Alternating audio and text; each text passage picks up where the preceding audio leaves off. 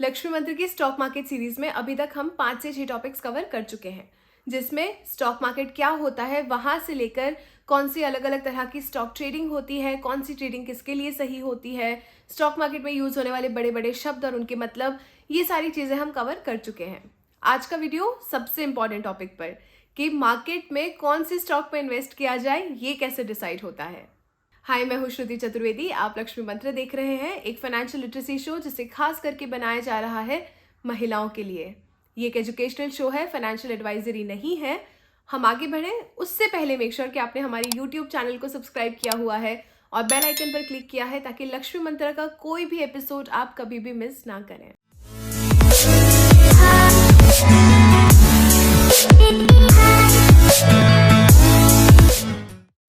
किसी भी कंपनी के स्टॉक्स खरीदना मतलब उस कंपनी का हिस्सा बनना, एक स्टेक होल्डर बनना।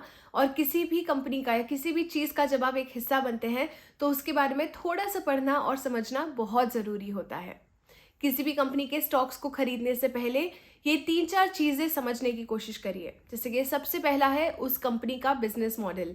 कंपनी क्या बनाती है, कंपनी वो चीज़ें किसको बेचती है, कंपनी कितना पैसे कमाती है, कितने पैसे खर्च करती है, और इस खर्चे के बाद वो कंपनी कैसे कितना प्रॉफिट बनाती है।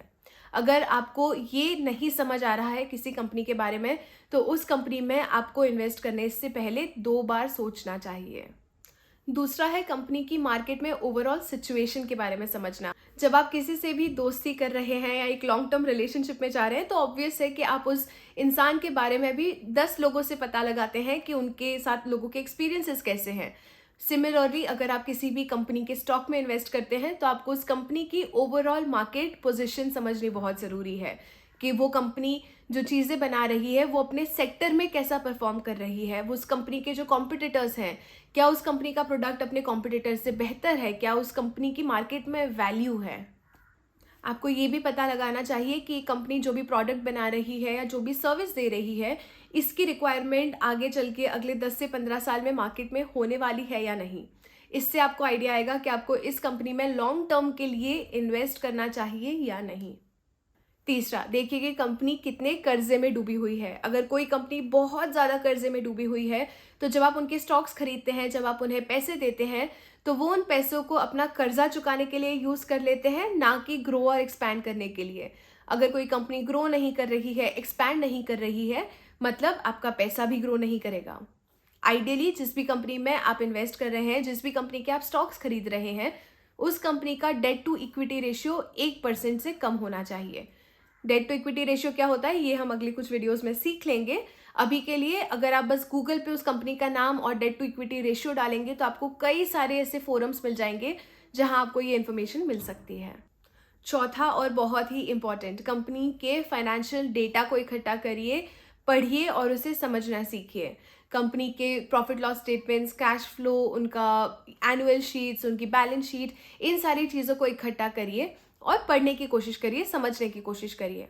अब ऑब्वियस है कि सबको ये सारी चीज़ें पढ़ना तो नहीं आता है, सबका अकाउंट्स का बैकग्राउंड या कॉमर्स का बैकग्राउंड नहीं होता है। तो बहुत ही सिंपल है, पता लगाइए कि कंपनी कितना खर्चा कर रही है, कंपनी कितना पैसा कमा रही है। इससे आपको पता चलेगा कि कंपनी मुनाफे में है या घाटे में है। इसके अलावा कंपनी का ROE और ROCE यानी return on equity and return on capital employed, इसके बारे में जानने की कोशिश करिए। नॉर्मली आप गूगल पर जाके कंपनी का नाम और ROE टाइप करेंगे तो आपको उसका रिटर्न ऑन इक्विटी मिल जाएगा। आप कंपनी का नाम और ROCE लिखेंगे तो आपको उसका रिटर्न ऑन कैपिटल एम्प्लॉयड भी मिल जाएगा। इनके मतलब हम आगे के कुछ एपिसोड्स में समझेंगे। अभी के लिए आप इतना समझ लीजिए कि जितना ज़्यादा कंपनी का ROE और ROCE, उतना ही अच्छा इस कंपनी का स्टॉक। तो अब चलते हैं टास्क ऑफ द डे की तरफ, जो एज यूजुअल बहुत ही सिंपल है। और अगर आप स्टॉक मार्केट में ट्रेडिंग करना चाहते हैं, तो ये टास्क का आपको पूरा करना बहुत ज़रूरी है।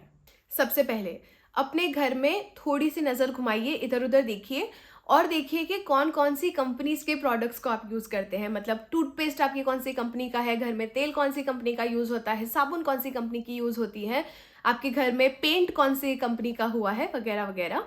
और इन कंपनीज के नाम को एक डायरी में या कहीं लिख लीजिए। फिर जो हमने आज 4 क्राइटेरिया समझे, इन कंपनीज को एनालाइज करिए इन 4 क्राइटेरियाज को पकड़ के, और फिर आपको कौन सी कंपनी इनमें से अच्छी लग रही है वो कमेंट सेक्शन में मेरे साथ शेयर करिए। मैं कोशिश करूँगी कि इन कंपनी के हमारे इन्फ्लुएंसेस भी आपके साथ कमेंट्स में ही शेयर करके आपको रिप्लाई कर पाऊँ। बट प्लीज़ ये टास्क करने के बाद कमेंट्स में हमारे साथ शेयर करना मत भूलिएगा। अगर आपको हमारा वीडियो पसंद आया है तो प्लीज़ हमारी चैनल को सब्सक्राइब करिए, इस वीडियो को अपने दोस्तों के साथ, अपनी फैमिली के साथ शेयर करिए।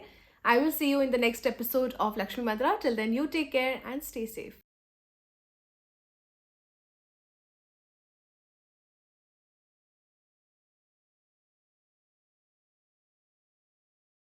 Investments in securities market are subject to market risks. Read all the related documents carefully before investing.